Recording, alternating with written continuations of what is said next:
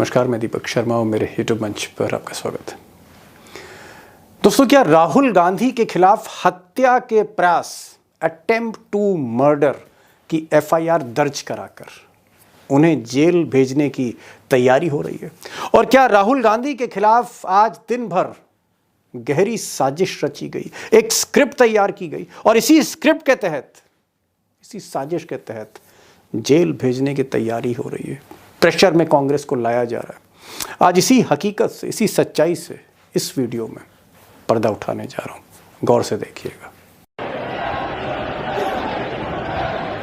दरअसल अंबेडकर विवाद में फंसे, जी हां, अंबेडकर के विवाद में बुरी तरह फंसे अमित शाह, इस सरकार के नंबर 2 गृह मंत्री अमित शाह सुबह से ही कोई रास्ता ढूंढ रहे थे कि किसी ना किसी तरह से वो इस मामले से, इस विवाद से बचे। और तब संसद में जब विपक्ष और सत्ता पक्ष यानी बीजेपी और कांग्रेस के बीच धक्का मुक्की हो रही थी, तो अमित शाह को एक गोल्डन मौका मिल गया, एक सुनहरा अवसर उसी वक्त मिल गया जब ये धक्का मुक्की चल रही थी और यहीं पर बीजेपी की स्क्रिप्ट तैयार होने लगी। और कुछ ही देर बाद अमित शाह के खासम खास पूर्व मंत्री बीजेपी के सांसद अनुराग ठाकुर, इन्होंने जाके एक तहरीर दे दी पार्लियामेंट स्ट्रीट थाने में दिल्ली में।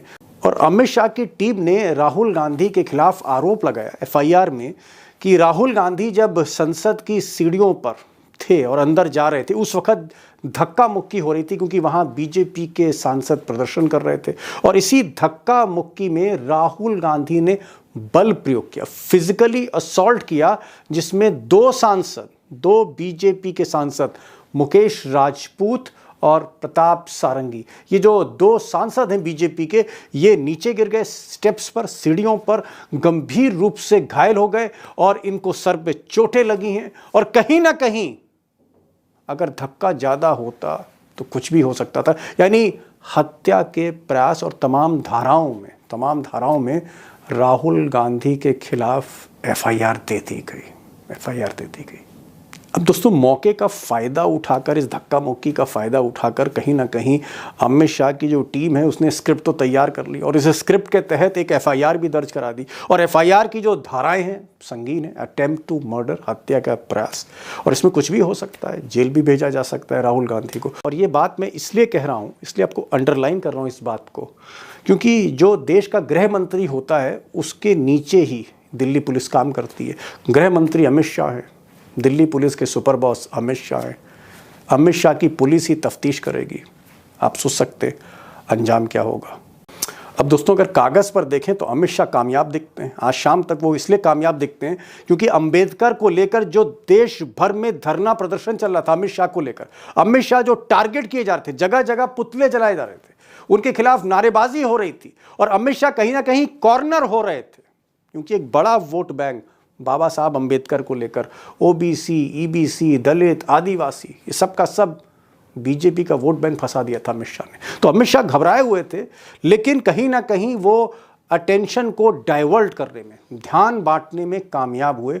राहुल गांधी पर उन्होंने फोकस कर दिया कि साहब राहुल गांधी ही गुंडागर्दी कर रहे थे, राहुल गांधी ही बवाली हैं और राहुल गांधी ने ही 2 सांसदों को, बीजेपी के सांसदों को धक्का देकर, बल प्रयोग कर फिजिकल असॉल्ट करके मारने की कोशिश करी।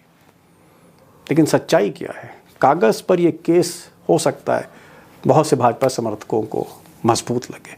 सच्चाई यह है कि कागज पर यह केस कमजोर है क्योंकि स्क्रिप्ट कमजोर है। और इसी स्क्रिप्ट की सच्चाई मैं आपके सामने खोलने चाह रहा हूं। अब दोस्तों, मेरी गुजारिश है कि एक एक तथ्य को जरा गौर से देखिएगा और गौर से समझने की कोशिश करिएगा, क्योंकि तभी ये आपको स्क्रिप्ट समझ में आएगी और इस स्क्रिप्ट के लूपहोल्स आपको समझ में आएंगे।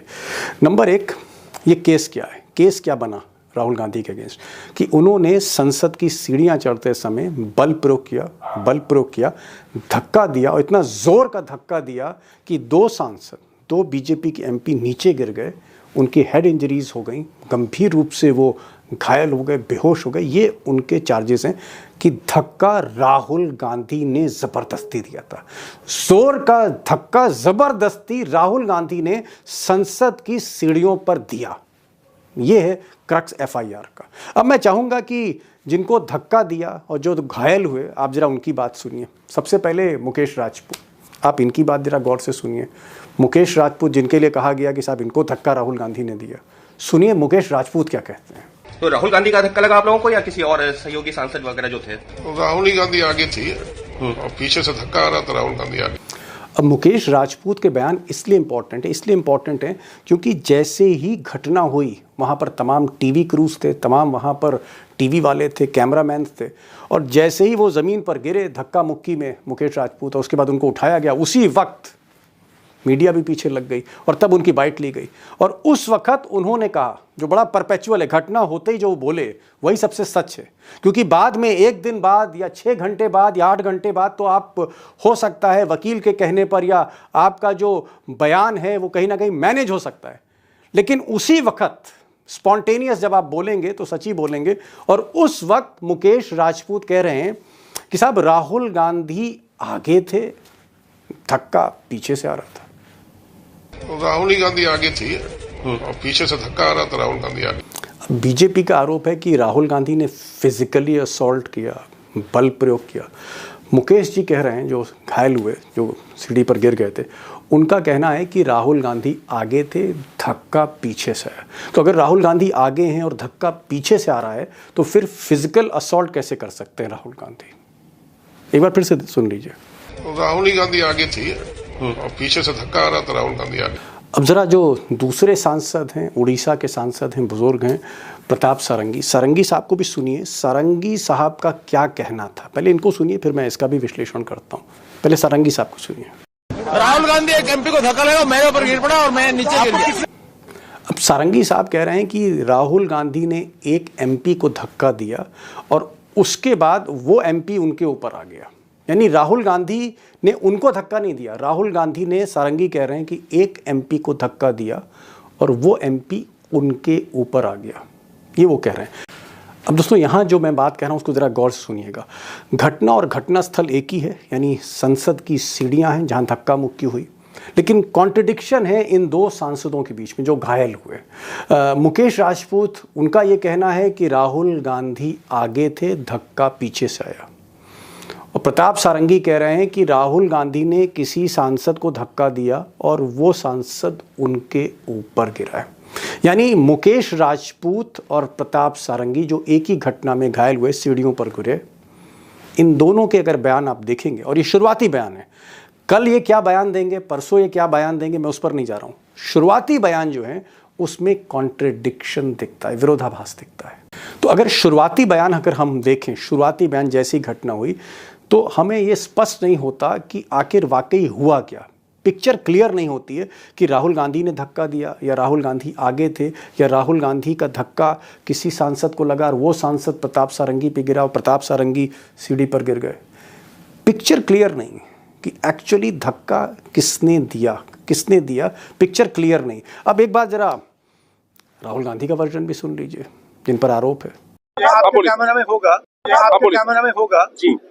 ये पार्लियामेंट की एंट्रेंस है जी, इसमें मैं अंदर जाने की कोशिश कर रहा था, तो बीजेपी के एमपी जो थे वो मुझे ऐसे रोकने की कोशिश कर रहे थे, धकेल रहे थे और मुझे धमका रहे थे, तो वो हुआ है। अब राहुल गांधी कह रहे हैं कि साहब कैंपस में, यानी पार्लियामेंट के कैंपस में, परिसर में, अंदर बिल्डिंग में और बिल्डिंग के बाहर हर जगह ऊपर नीचे दाएं बाएं कैमरे लगे, सीसीटीवी कैमरे लगे हुए हैं। वो कह रहे हैं कि कैमरे की आप फुटेज निकाल कर देख लीजिए, दूध का दूध पानी का पानी हो जाएगा। अब मैंने कोशिश करी कि कुछ न्यूट्रल लोगों से पूछूं, लेकिन ज़्यादातर आप देख ही रहे हैं कि संसद में या तो बीजेपी वाले हैं या फिर कांग्रेस वाले हैं। तो एक इंडिपेंडेंट सांसद भी थे जो वहाँ मौके पर थे, कुछ ही लोग थे, उसमें एक इंडिपेंडेंट सांसद पप्पू यादव भी थे। पप्पू यादव इंडिपेंडेंट एमपी हैं। इनका ये कहना है, जो चश्मदीद हैं, इनका ये कहना है कि राहुल गांधी को यही अंदर से बुलाकर लाए थे।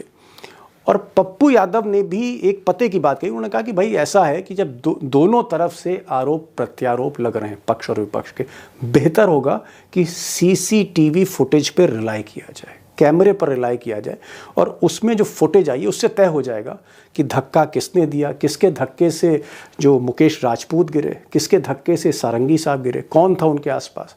ये चीज़ें क्लियर हो सकती हैं, यानी rely on scientific evidence, CCTV footage.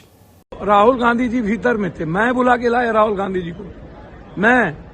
अरे सारा सीसीटीवी फुटेज है, जांच कर लो।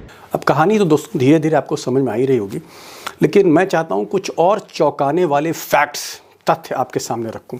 एक तथ्य और देखिए, गौर से देखिएगा ये तथ्य, और स्क्रिप्ट आपको समझ में आने लगेगी। अब ये साहब जो हैं शिवराज सिंह चौहान, इन्होंने इस पूरे प्रकरण में बीजेपी की तरफ से, सरकार की तरफ से प्रेस कॉन्फ्रेंस करी। शिवराज सिंह चौहान कैबिनेट मिनिस्टर मोदी सरकार के, ये कहते हैं कि जब ये पहुंचे अस्पताल तो वहां पर मुकेश राजपूत होश में नहीं थे, अनकॉन्शियस थे, बेहोश थे, होश में नहीं थे। यानी हेड इंजरी इतनी ज़बरदस्त थी, इतनी ज़बरदस्त हेड इंजरी थी कि वो होश में नहीं थे, आईसीयू में थे। सुनिए, मैं नहीं कह रहा हूं, शिवराज सिंह चौहान कह रहे हैं। मुकेश राजपूत जब मैं देखने गया होश में नहीं थे, उनकी एमआरआई की जा रही है। अब शिवराज सिंह चौहान इतने सीनियर मंत्री मोदी सरकार के, कई बार के मुख्यमंत्री मध्य प्रदेश के और घटना के इंचार्ज बनी, इन्होंने ही प्रेस कॉन्फ्रेंस करी। ये कह रहे हैं कि जब ये पहुंचे तो अस्पताल में मुकेश राजपूत जो थे वो होश में नहीं थे, ही वॉज अनकॉन्शियस।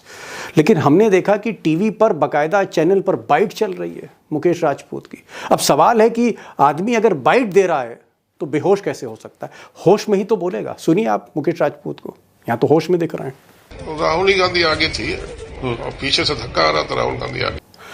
अब दोस्तों शिवराज सिंह चौहान कह रहे हैं कि मुकेश राजपूत को बड़ी ज़बरदस्त चोट लगी, हेड इंजरी हुई, उनका एमआरआई हो रहा है, सीटी स्कैन हो रहा है, वो होश में नहीं है, अनकॉन्शियस हैं।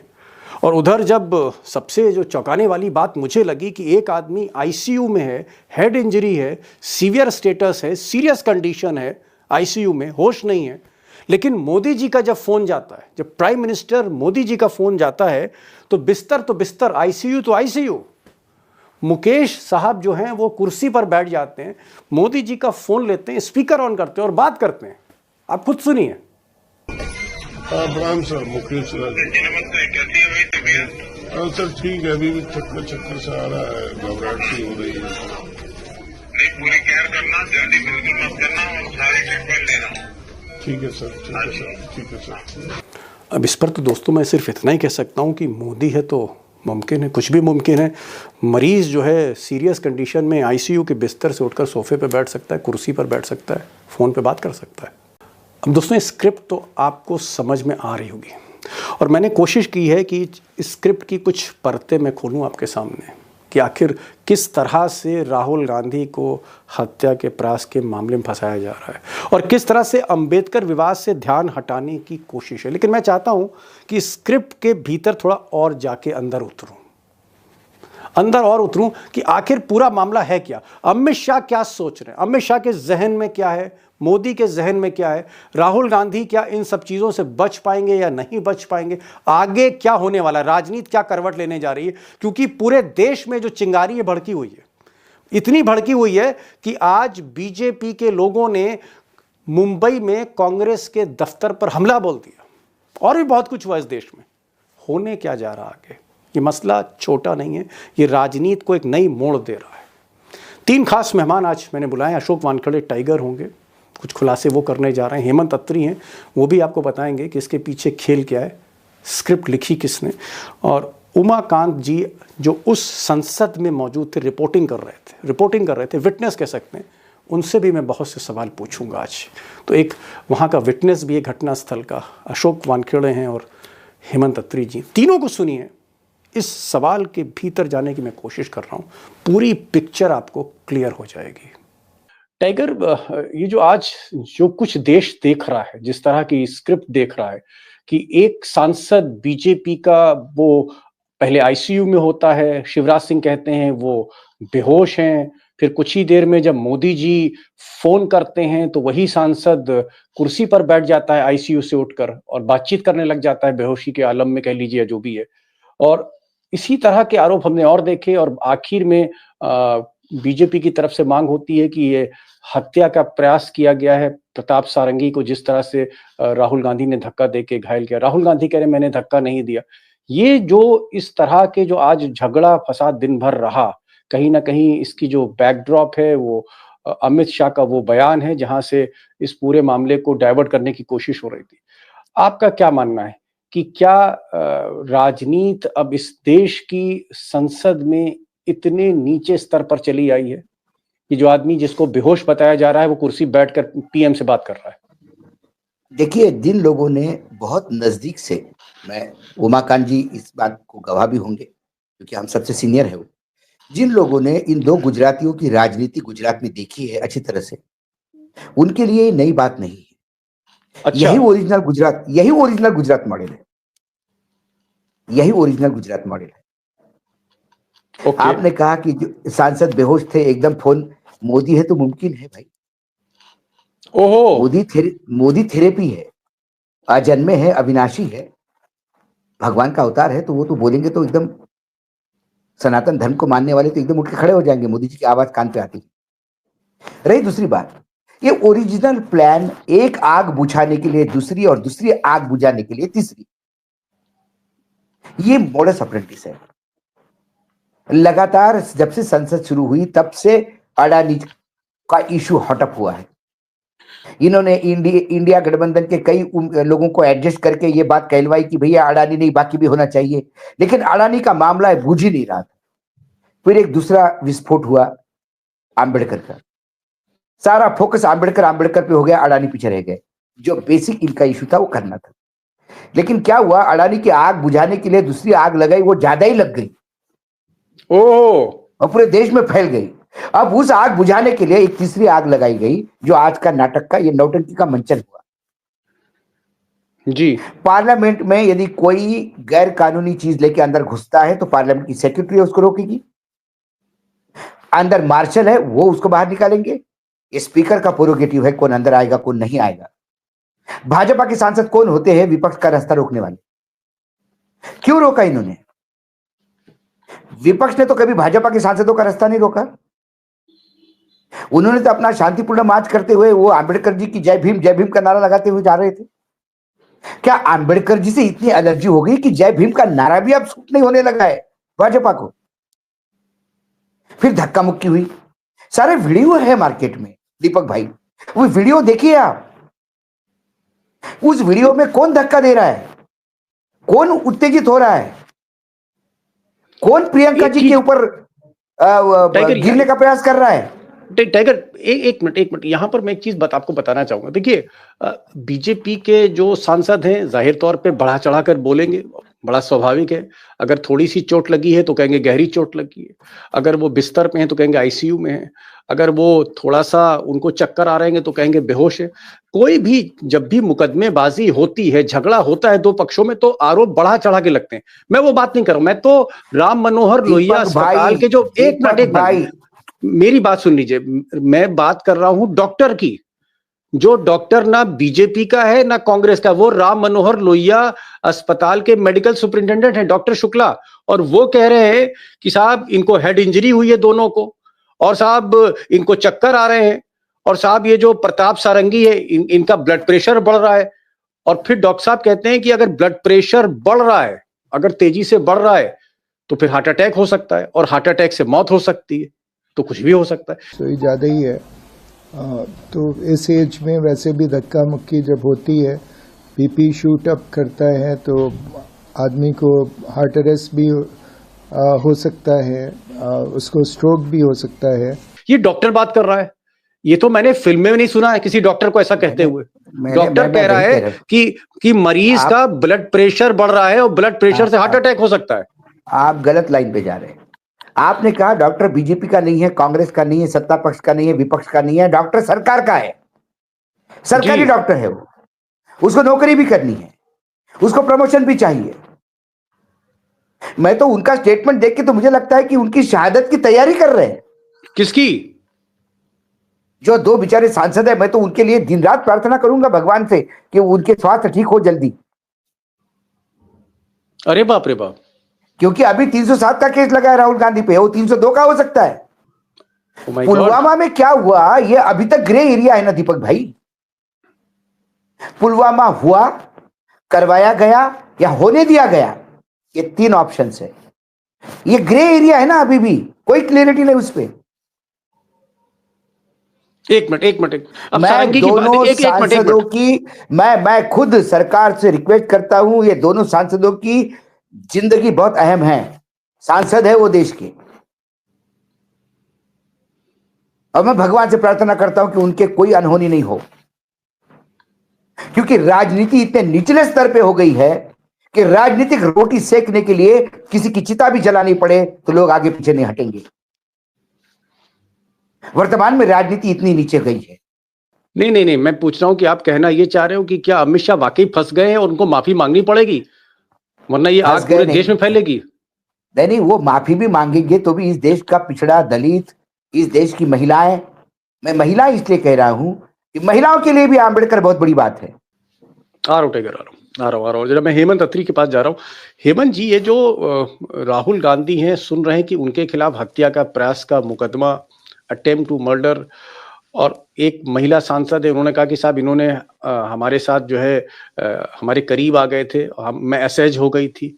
ये सारी चीजें तब हो रही थी जब धक्का मुक्की चल रही थी। तो आपको क्या लगता है कि राहुल गांधी को घेरने की कोशिश चल रही है, या इसकी कोई काट कांग्रेस के पास है, या राहुल गांधी फंस गए, या दरअसल अमित शाह फंस रहे हैं तो वो राहुल गांधी को फंसा रहे हैं? ये गेम है क्या?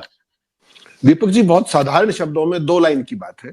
जो टाइगर ने कहा, सिंपल नैरेटिव बदलना है। अमित शाह बहुत बुरे तरीके से फंसे हुए हैं। उस नैरेटिव को राहुल गांधी को हमलावर के तौर पर, व्यभिचारी के तौर पर इस्टेब्लिश करके और अमित शाह को इस सीन से हटाने की सारी साजिश है, बहुत ही घटिया स्क्रिप्ट के जरिए। आप एक चीज देखिए, क्रोनोलॉजी को सिर्फ बारीक में देखिए, कहां से शुरू हुआ था? अडानी से। अडानी के बाद उसको दबाने के लिए क्या किया गया? पहले पार्लियामेंट नहीं चलने दी 14 दिन, फिर 1 नेशन 1 इलेक्शन। वो 4 घंटे बाद ही अपने क्या नाम है, अमित शाह ने पार्लियामेंट में, राज्यसभा में ये बोल दिया। अब वो आग लगी, उस आग को बुझाने के लिए एक घटिया स्क्रिप्ट तैयार की गई। अगर आपने पूरे दिन से फॉलो किया इस बात को, प्रताप सारंगी जब वहां पार्लियामेंट में थे तो उन्होंने टीवी चैनल को यह कहा कि राहुल गांधी ने एक सांसद को धक्का दिया, वो सांसद मेरे ऊपर गिरा और उसके कारण मुझे चोट लगी कथित तौर पर। और उसके चंद मिनटों के बाद किसी न्यूज एजेंसी, जो आपको पता है कौन सी होगी न्यूज एजेंसी, उसका रिपोर्टर कह रहा है कि राहुल गांधी ने धक्का दिया था ना आपको, और वो प्रताप सारंगी कह रहा है कि हाँ राहुल गांधी ने धक्का दिया था। तो नैरेटिव में कहीं चूक रही तो दोबारा रिकॉर्डिंग की गई, और ये एफआईआर दर्ज ऑलरेडी करा दी गई है राहुल गांधी के खिलाफ। हत्या के भारतीय न्याय संहिता के तहत कराई गई है। राहुल गांधी पर हत्या के प्रयास, गंभीर चोट पहुंचाने का प्रयास, धक्का देने, धमकी देने, अनुराग ठाकुर और बांसुरी स्वराज ने ये कंप्लेंट दी है।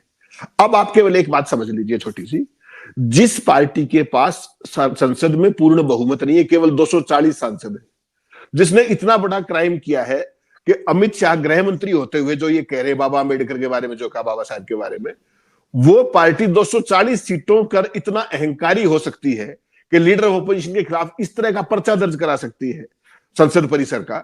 तो सोचिए अगर वो 400 सीटें होती तो इन सबको अंदर नहीं करा देती आज ही। मैं आपके दर्शकों के लिए एक बहुत बड़ा सवाल छोड़ रहा हूं, ये एक।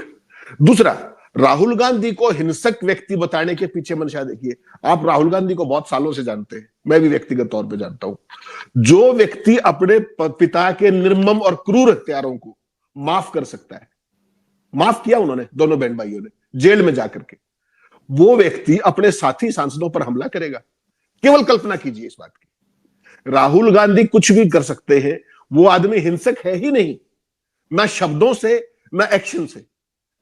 वरना आप एक बात बताइए, जब जिस तरीके से इन्होंने तो एक बकवास कर दी कि वो एक आदिवासी सांसद की तरफ जिस तरीके से बढ़े, आपको मैं वीडियो भेजा है मैंने सुबह, आप उस वीडियो को देखिए किस तरीके से बीजेपी का एक सांसद वीडियो पे है, प्रियंका के करीब आने की कोशिश कर रहा है और साथ में राहुल गांधी खड़गे साहब खड़े।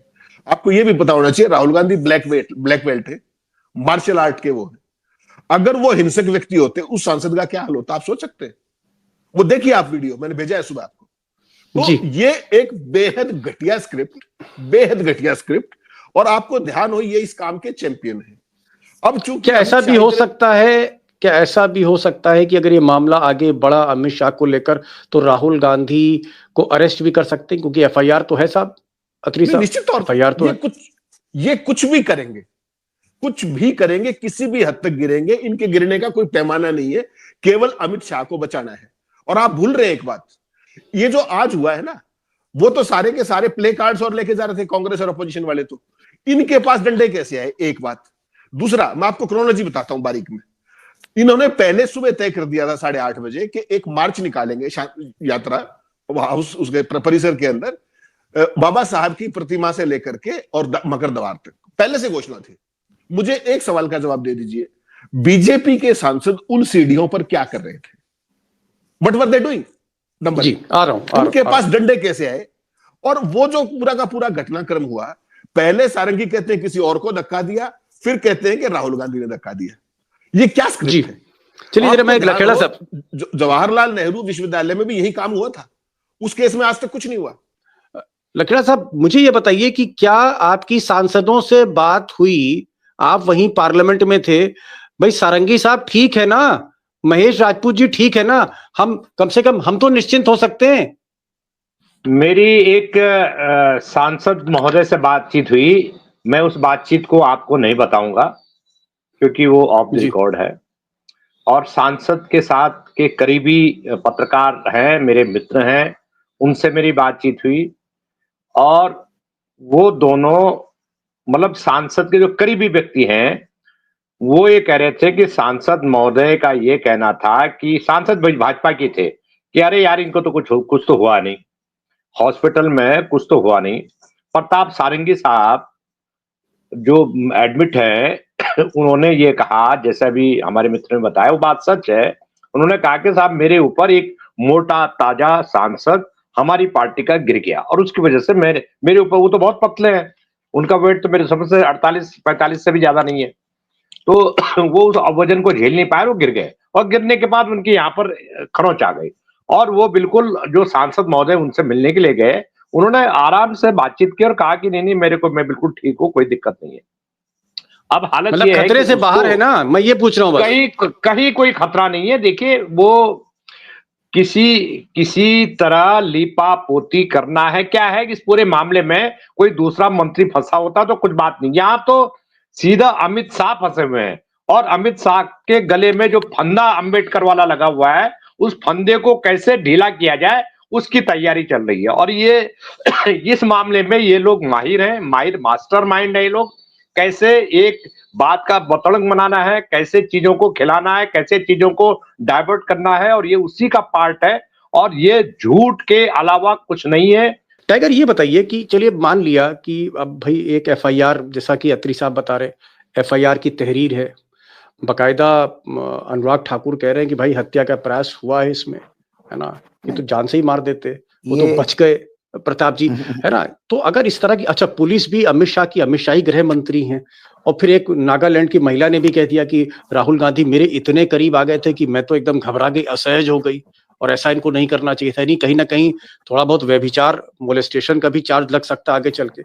क्या ऐसा हो सकता है टाइगर आगे कि भाई इन्हीं सब आरोपों पर लेकर राहुल गांधी से कहा जाए कि ठीक है, ये हम तहरीर वापस ले लेते हैं, एफआईआर वापस कर देते हैं, आप भी जो है अम्बेडकर से पीछे हट जाओ? क्या कंप्रोमाइज हो सकता है? नहीं, सवाल ही नहीं उठता। राहुल गांधी एंड कॉम्प्रोमाइज, ये बात छोड़ दीजिए आप। राहुल गांधी और बीजेपी के बाकी कांग्रेस में जो स्लीपर सेल बैठे हैं वैसे नहीं। Rahul Gandhi will fight till and, point number 1। Point number 2, मुझे ये समझ में नहीं आता कि ये स्पीकर का एरिया है, this the master of the Lok Sabha speaker, entire parliament house का जो कस्टोडियन है, जो स्पीकर साहब ही एफआईआर दर्ज कर सकते हैं। कोई भी उठ के जाके एफआईआर दर्ज करेगा, ये कैसा हो गया? Point number 2। पॉइंट नंबर 3, ये पूरा सीसीटीवी के अंडर कंट्रोल्ड है, तो सीसीटीवी का फुटेज रिलीज करे, बताए कि वाकई राहुल गांधी ने पटक के एक को नीचे पटका है और सर फोड़ा है। ये सारा सामने आना चाहिए। जो वीडियो सामने आ रहे हैं उसमें तो कतई नहीं लग रहा है, उसमें तो वो ज्यादा एग्रेसिव लग रहे हैं जो गिरे हैं नीचे। रही दूसरी बात कि लखेड़ा जी कह रहे हैं कि ठीक है, उनकी तबीयत बिल्कुल ठीक है। मैं उनकी तबीयत और मेडिकल साइंस के हिसाब से चल ही नहीं रहा हूं। राजनीति उनकी तबीयत कितनी बिगाड़ देगी ये पता नहीं अभी। ओहो, राजनीति में उनकी तबीयत बिगड़ना ज्यादा फायदेमंद है बीजेपी को। आप कह रहे हैं कि प्रताप सारंगी जल्द से जल्द ठीक हो जाएं, घर चले जाएं, खाना वाना खाएं। मैंने तो हाथ जोड़ के अपील की कि प्रताप सारंगी, मेरी पूरी भगवान से प्रार्थना है कि प्रताप सारंगी को कुछ नहीं हो जाए। क्यों? इसलिए कि मैं वो फोकस नहीं हटने देना चाहता अडानी अंबानी के ऊपर का, मैं फोकस नहीं हटने देना चाहता बाबा साहेब आम्बेडकर के ऊपर जो अपमान हुआ उसका। मैं टाइगर आपसे बुनियादी सवाल पूछ रहा हूं कि जो भी नाटक हुआ, जिसने भी स्क्रिप्ट लिखी, किसी ने भी स्क्रिप्ट लिखी, इसका नुकसान किसको होने वाला है? ये जो नाटक है, जो आज पूरी जनता देख रही देश, इसका भाजपा को नुकसान इसलिए होगा कि सारी देश देख रहा है, वीडियोस भी देख रहा है, सोशल मीडिया भी देख रहा है कि ये कैसा स्क्रिप्टिंग हुआ। सारा देश देख रहा है कि राहुल गांधी का क्या नेचर है। ये निशिकांत दुबे राहुल गांधी को क्या चिल्लाया उसके ऊपर। उसके बाद राहुल गांधी ने कहा कि मैंने कुछ नहीं किया, शांत तरीके से, क्योंकि राहुल गांधी एक अलग परिवार से अपब्रिंगिंग है, सांस्कृतिक परिवार के अपब्रिंगिंग है, उनको पता है कि क्या है क्या नहीं है जी। और ये दूसरी तरफ ये लोग हैं जो राहुल गांधी, आपने कैसा इनको धक्का दिया, आपने कैसा इनको गिराया, आपने कैसा इनको मारा। किसने मारा, कौन कहता है, क्या प्रूफ है? क्योंकि आपको एक आवाज उठानी है, राहुल गांधी को मुंह बंद कर देना है, राहुल गांधी को इस पार्लियामेंट से बाहर कर देना है, क्योंकि राहुल गांधी सवाल पूछते, सवाल ही तो तकलीफ है दीपक भाई। टाइगर एक चीज बताइए एकदम, क्योंकि आप इतने जानकार हैं सियासत के, इस तरह के झगड़े मसले तो आपने बहुत देखे हैं। ये बताइए, मैं आपसे एडवाइस मांग रहा हूँ कि भाई अब अमित शाह को क्या करना चाहिए? चाणक्य को तो थोड़ी बुद्धि दीजिए, चाणक्य क्या करे? इस दलदल से बाहर कैसे निकलेंगे? इस दलदल से बाहर निकल सकते? क्या माफी मांग ले? अब नहीं निकल सकते। क्यों? आपने जिस दिन गलती हो गई उसी दिन बोल सकते थे कि मैंने कोई अपमान के लिए नहीं बोला, ये बोलते बोलते मेरे से मुंह से निकल गया। मैं अंबेडकर जी का पूरी इज्जत करता हूं, उसी टाइप पे बोल देते तो मामला खत्म हो जाता। लेकिन आपने प्रेस कॉन्फ्रेंस करके उसको जस्टिफाई किया। उसके बाद ये नौटंकी का मंचन हुआ। इसके बाद तो अब दलदल ही दलदल है। अत्री साहब ये बताइए कि भाई ये तो हम समझ गए, जो सवाल अब है, अब let's come to the actual question. ये जो मसला है जहां पर अमित शाह पर पूरा इल्जाम लग रहा है और उन कहा जा रहा है कि अंबेडकर जी का अपमान किया। आज मैं अंबेडकर जी के ग्रैंडसन जो हैं प्रकाश अंबेडकर, उनको मैं सुन रहा था और उन्होंने कहा कि जो अमित शाह की वीडियो क्लिप है उसको टेम्पर नहीं किया गया है और उस वीडियो क्लिप में वो अपमान कर रहे हैं अंबेडकर जी का। ये उनके परिवार का कहना है। तो परिवार ने भी कह दिया है कि भाई अपमान हुआ है। प्रकाश अंबेडकर कह रहे हैं कि BR अंबेडकर का, डॉक्टर साहब का, बाबा साहब का अपमान हुआ है। मुझे ये बताइए कि अब अमित शाह को क्या करना चाहिए? Now let's see from a neutral angle. एक एक्सपर्ट हैं आप, इतने जो है एक्सपीरियंस्ड पॉलिटिकल आप एडिटर हैं, क्या स्टेप्स हैं जो अमित शाह लें और इस पूरे जो आग लगी है चारों तरफ उससे बचे? क्योंकि अगर जब तक अमित शाह बचते नहीं हैं, इस देश में चिंगारी और भड़कती चली जाएगी। जैसे आज मुंबई में भाजपा के कार्यकर्ताओं ने कांग्रेस के दफ्तर में हमला कर दिया, दरवाजे तोड़ दिए, स्याही फेंक दी, तो ये तो बवाल बढ़ता चला जाएगा, ये चिंगारी बढ़ती चली जाएगी। तो बेहतर ये होगा कि अमित शाह ही कुछ एक्शन लें। तो अमित शाह को क्या करना चाहिए, या वो स्टेज क्रॉस हो चुकी है? दीपक जी बिल्कुल सही कहा आपने। अगर उनको माफी मांगनी होती, आजकल देखिए माफी का भी एक रिफाइंड शब्द आ गया है। खेद प्रकट करने लगे हैं लोग कि मैं खेद प्रकट करता हूं, तो उसमें माफी वाली भी ओवरटोन नहीं आती। तो कल जब उन्होंने प्रेस कॉन्फ्रेंस की, अगर मैं अमित शाह जी की तरह जगह होता तो पूरी बात कह करके और उसको कंक्लूड यहां करता कि देखिए ये मेरी राय है, ये मेरी फीलिंग है। उसके बावजूद भी अगर देश में किसी की भावनाएं आहत हुई है तो मैं इसके लिए खेद प्रकट करता हूं, कहानी खत्म हो जाती। लेकिन वो स्टेज अब क्रॉस हो गई है और मोदी जी ने जिस तरीके से उनको डिफेंड करने की कोशिश की, he was trying to defend the indefensible. आपने मोदी जी को अपनी विदेश यात्राओं के वो जो फोटो और वो जो इवेंट है वो तो ट्वीट करते हुए देखा होगा। आज तक मोदी जी को किसी सीरियस इशू पे मैंने 6 ट्वीट करते हुए नहीं देखा back to back, first time है ये। इसका मतलब बड़ा स्पष्ट है कि वो they are trying to defend the indefensible. Best तरीका जो आपने सवाल पूछा उसका केवल एक है कि हाथ जोड़ करके बिना देर किए अमित शाह को कहना चाहिए कि मेरी ऐसी कोई वो भावना नहीं थी, अगर किसी की भावनाएं आहत हुई है तो मैं बिना शर्त खेद प्रकट करता हूं। ये केवल दो सेंटेंस है, अगर कहेंगे बिना तो शायद डैमेज कंट्रोल हो जाए, बिना शर्त के, बिना किसी कंडीशन के अपोलोजाइज करें, माफी मांगे, हाथ जोड़े अमित शाह और एक बयान रिलीज करें, तब थोड़ी बहुत आप कह सकते हैं इस आग में पानी का छिड़काव हो सकता है, वरना ये आग बुझने वाली नहीं है। और अंततः जहां तक अरमान अमित शाह के हैं या मोदी के हैं, उस पर डेंट पड़ेगा, क्योंकि डेंट कहीं ना कहीं जो हिंदू वोट है, दलित है, आदिवासी है, EBC है, OBC है, उस वोट बैंक में कहीं ना कहीं क्रैक्स जो है वो गहराते चले जा रहे हैं जैसे जैसे ये मामला आगे बढ़ रहा है। दीपक जी एक लाइन हाँ एक लाइन, इस घटनाक्रम के बाद सबसे ज्यादा खुश कौन है?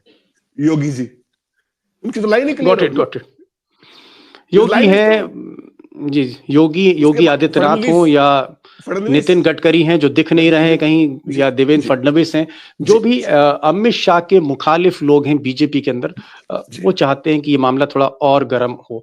लखेड़ा साहब, मैं एक फाइनल क्वेश्चन आपसे करना चाह रहा हूँ कि इन्होंने कहा कि भाई माफी तो मांगना बड़ा मुश्किल है।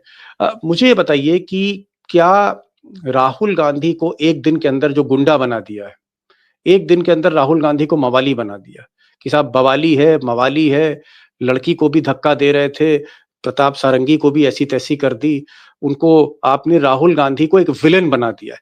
क्या राहुल गांधी को विलेन बनाने से अमित शाह के ऊपर जो चार्ज है वो कम हो जाएगा, मामला डाइवर्ट हो जाएगा अगर राहुल गांधी की गिरफ्तारी तक नौबत आती है, या ये मामला यहां से अब संभलने वाला नहीं? मुझे बस 2 मिनट देने पड़ेंगे आपको। सबसे पहली बात तो ये है कि राहुल गांधी ये जो पूरी मुहिम को लीड कर रहे थे, भले ही राज्यसभा का मामला था, लेकिन मुहिम के जो प्रतीक थे, फाइटर थे, leader of opposition, Congress party जो सबसे बड़ी पार्टी संसद में, उसको लीड कर रहे थे राहुल गांधी।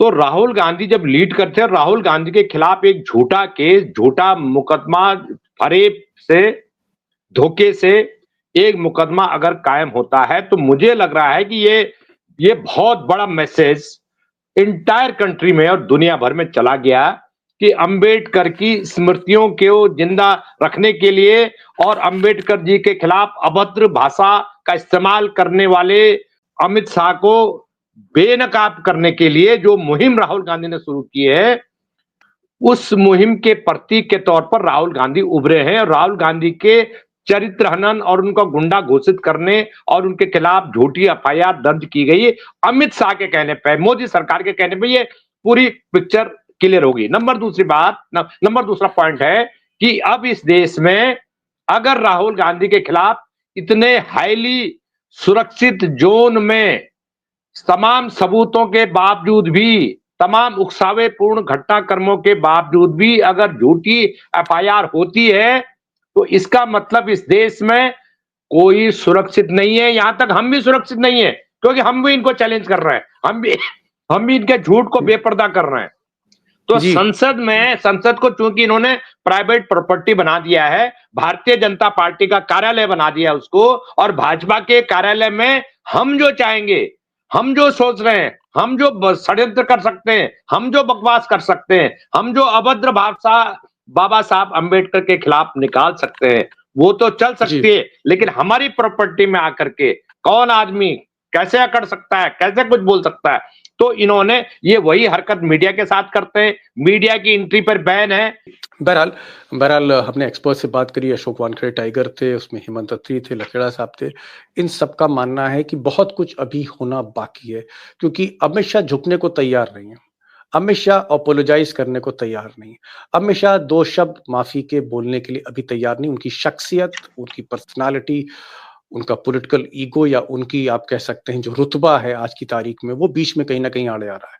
और इसलिए अब इसमें देखना होगा दोस्तों कि अभी आगे आगे और क्या होता है, कौन कौन जेल जा सकते हैं, और क्या क्या नाटक होगा, और कौन कौन सी कार्रवाई होगी इस पूरे मामले को डाइवर्ट करने के लिए। तो अमित शाह और आगे क्या क्या करेंगे ये देखना होगा।